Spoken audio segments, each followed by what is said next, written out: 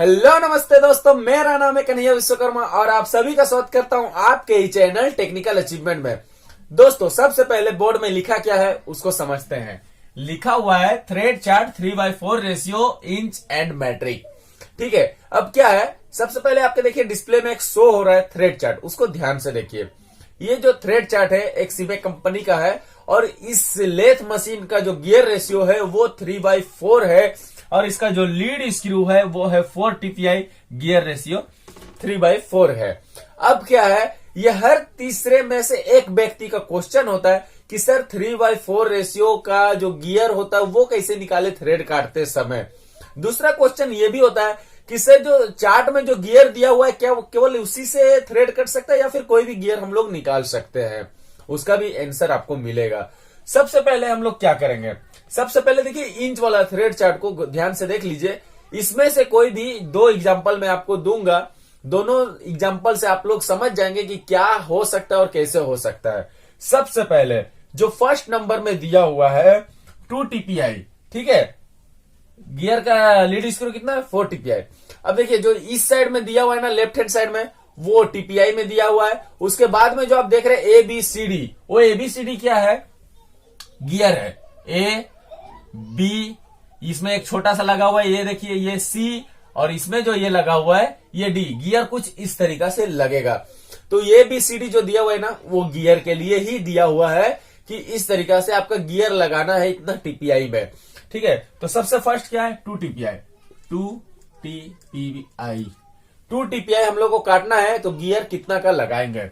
Lead screw कितना है, तो मैंने यहां पर लिखा है, वो चार्ट में भी दिया हुआ है, ठीक है, 4 TPI। फॉर्मूला क्या है, तो फॉर्मूला को समझिए। सबसे पहले फॉर्मूला क्या है, लेथ मशीन का लीड स्क्रू, ठीक है, lead of the lead screw, lead of lead screw, lead of the lead screw divided by lead of the job. Job का लीड क्या है या फिर उसका TPI कितना है, तो लीड ऑफ द जॉब। ठीक है, ये तो फॉर्मूला हो गया। लेकिन जैसा कि मैंने बताया गियर का रेशियो कितना है लेथ मशीन का, इस लेथ मशीन का गियर का रेशियो कितना है 3/4 में है, तो हम लोग इसमें इंटू 3/4 करेंगे। यहां तक आप लोगों ने समझ गया ना, ये फॉर्मूला है, इसको ध्यान में रखना है। अभी का अभी आप लोग कॉपी पेन पे इसको लिख लो, जो ITI है वो भी लिखो, जो नॉन ITI है वो भी लिखो, दोनों का काम में आने वाला है ये। ठीक है, अब क्या हम लोग को 2 TPI काटना है, ठीक है, तो हम लोग सेम इसमें बस पुट ऑफ करना है, गियर आपका खुद ब खुद निकल जाएगा। कैसे, lead of the lead screw कितना है 4 TPI, चार्ट में लिखा हुआ है, तो हम लीजिएगा इसे पुट कर दिए 4।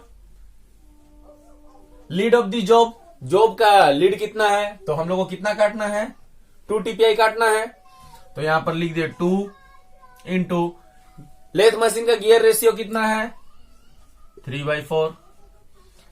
अब क्या है, इसी में हम लोग को गियर निकालना है। आज पर चार्ट भी और बिना चार्ट के अनुसार गियर निकलता है उसको भी देखना है। तो यहां पर इस 4 को हम लोग काट देंगे, बचेगा क्या 3/2। कितना बचा 3/2। अब क्या है, अगर ये कट जाता है तो 3/2, इसके हिसाब से भी हम लोग गियर निकाल सकते हैं। गियर कैसे निकाल सकते हैं, जितना भी बराबर बराबर आपको मल्टीप्लाई करना है, बस आपको ये ध्यान में रखना है। सपोज अगर इसमें हम लोग 25 मल्टीप्लाई करते हैं, समथिंग 25, लेकिन आपको बराबर ही मल्टीप्लाई करना है, ठीक है, तो कितना आ जाएगा 75/50। ठीक है, इसका आप बिना कुछ सोचे समझे गियर लगा दो, आपका कट जाएगा। अब आप सोचोगे कि इसमें 4 गियर दिया हुआ है, बिल्कुल नहीं, आप 3 गियर लगाओ ना, ये 2 TPI कट जाएगा। दूसरी बात कि बीच में कौन सा गियर लगाएंगे, ऊपर तो आप लगा देंगे 75 का, नीचे लगा देंगे 50 का, बीच में कौन सा लगाएंगे, बीच में ये दोनों में जो फिट आ जाए, आइडलर। आइडलर में जो फीट आ जाए, ऊपर 75 है ना, ऊपर 75 का, नीचे 50 का और बीच में जो फीट आ जाए। दूसरा क्वेश्चन, ये आपका पहला क्वेश्चन का आंसर मिल गया कि चार्ट के अनुसार अगर आपका गियर ना भी हो तो आप लोग निकाल सकते हैं। दूसरा आपका क्वेश्चन क्या था कि आज पर चार्ट गियर कैसे निकाले, जो चार्ट में दिया हुआ है उसके अनुसार हम लोग कैसे निकाले। तो आज पर चार्ट यहां पर हम लोग चलते हैं, यहां तक चलते हैं।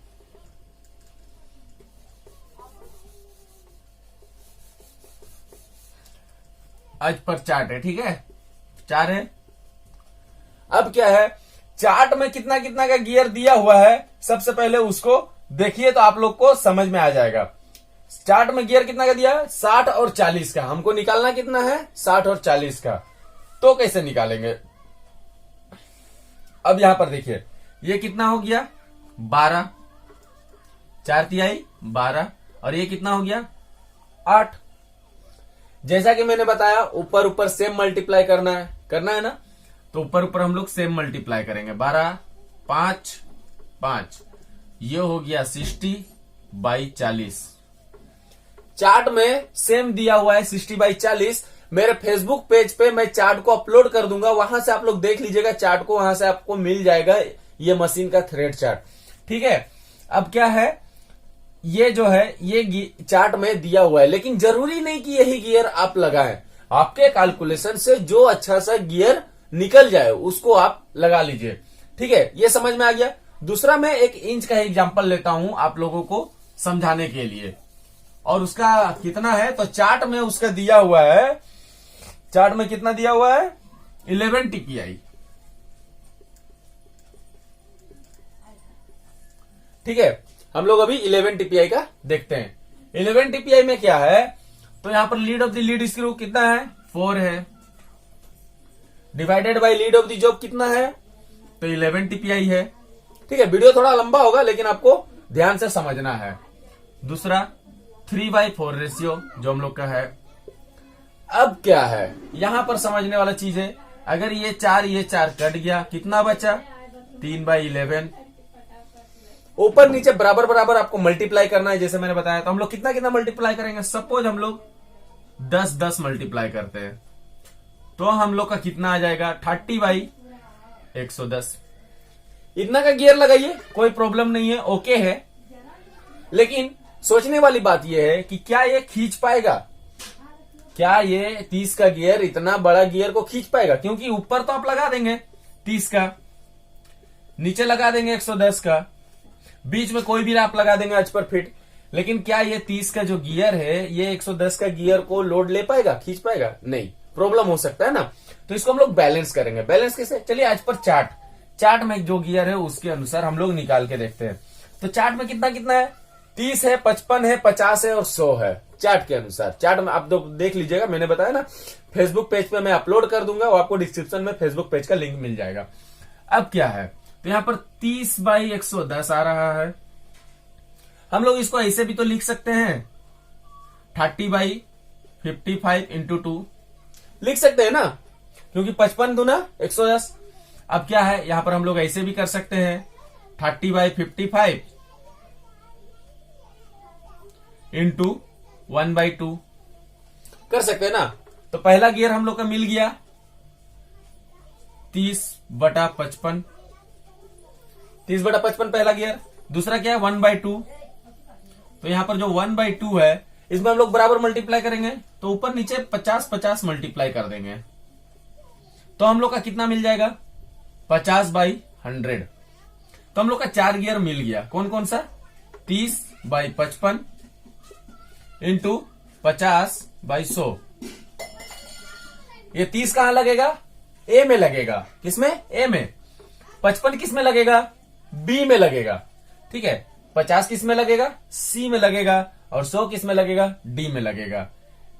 ए बी सी डी, ठीक है ना। वीडियो लंबा हो रहा है लेकिन मेरे को मैट्रिक का भी समझाना है, इसलिए आप लोग पूरा देखिए। ए बी सी डी ये 4 गियर हो गया। तो इंच का 2 एग्जांपल मैंने दिया है, इसी के अनुसार ये पूरा चार्ट आप लोगों को निकालना है, और चार्ट के बिना भी आप लोग निकाल सकते हैं, जो गियर अवेलेबल हो लगा देना है, कोई प्रॉब्लम नहीं होने वाला है। ठीक है, बस आपका कैलकुलेशन सही होना चाहिए। कैलकुलेशन सही होगा, ये कैसे पता करेंगे? तो ये पता करेंगे हम लोग रेशियो से। रेशियो कैसे पता करेंगे? रेशियो निकालने का फॉर्मूला ये है, रेशियो निकालने का फॉर्मूला है A divided by B into C divided by D। इसको आप करेंगे तो आपका जो रेशियो आएगा, सपोज आपका रेशियो आया 2, तो आपका किससे मैच होना चाहिए रेशियो? ये फॉर्मूला से। फॉर्मूला से अगर मैच हो रहा है आपका रेशियो 2/2 आ रहा है, 2 तो आपका फॉर्मूला से कैलकुलेशन सही है। रेशियो निकालने का वीडियो ऑलरेडी मैंने बनाया है, आप मेरे चैनल पे जाके देख लीजिए, या फिर मैं दोबारा और एक वीडियो बना दूंगा। ये इंच का आप लोग समझ चुके हैं, अब मैं मैट्रिक का समझाने वाला हूं। ठीक है, इसको मैं हटा रहा हूं।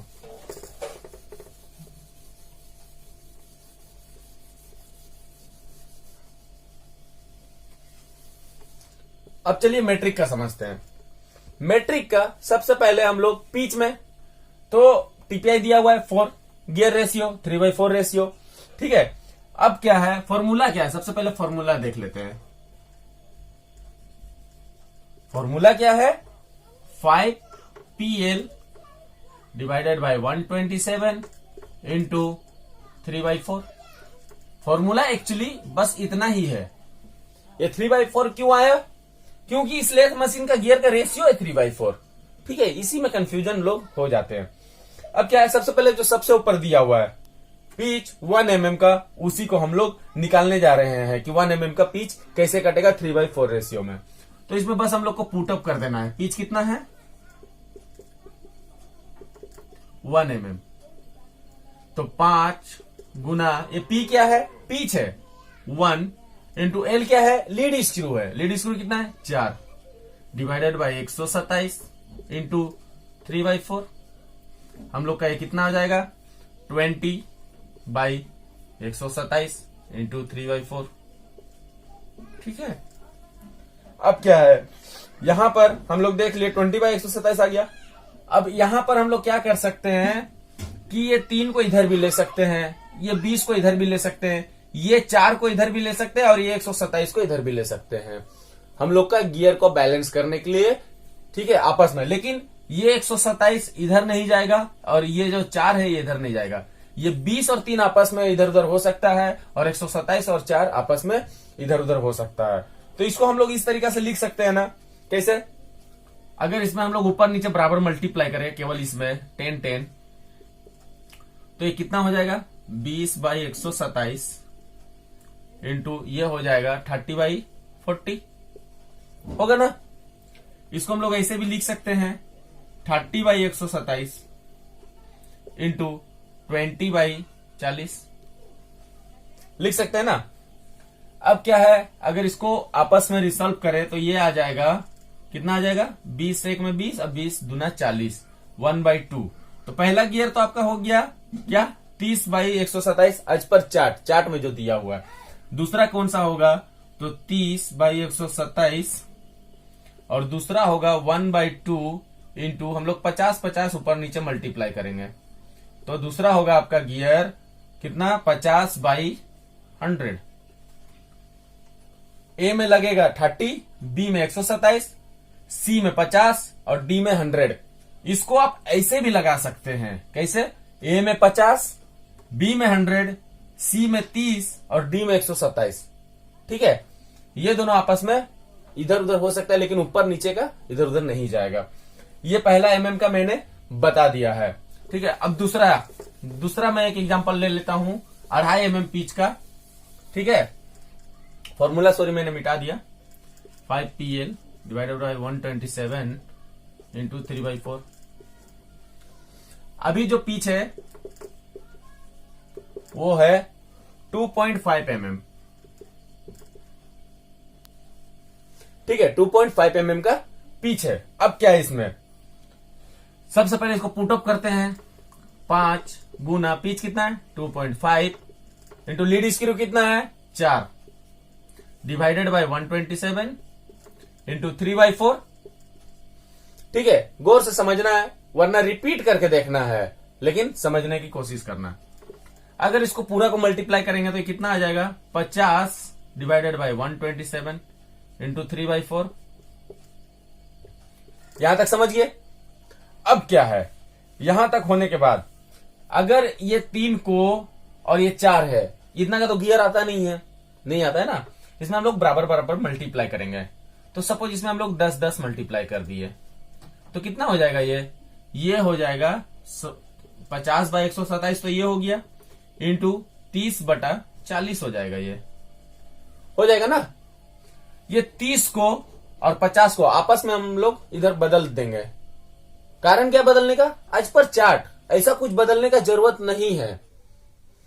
सेम गियर आप लगा सकते हैं, कोई प्रॉब्लम नहीं है। गियर को बैलेंस करने के लिए गियर को बड़ा कर देंगे, लेकिन ये गियर भी आप लगा सकते हैं अगर मशीन चल पाए तो, वरना गियर को इधर उधर करके आपको मशीन को बैलेंस में लाना है कि गियर आराम से चल जाए। ये दोनों गियर बड़ा बड़ा है तो इसको भी हम लोग को बड़ा करना है ना, तो हम लोग इसीलिए इधर उधर कर रहे हैं। और ये बस यहाँ पर चार्ट के अनुसार आपको गियर दिखाने के लिए मैं इसको ला रहा हूं। तो ये 30 को इधर ले आएंगे और 50 को उधर, तो कितना हो जाएगा 30/127 इंटू 50/40। ठीक है, अब क्या है, इसमें ऊपर नीचे बराबर मल्टीप्लाई करते हैं, इंटू 2, तो ये आ जाएगा 30/127 इंटू 100/80 आज पर चार्ट। ठीक है,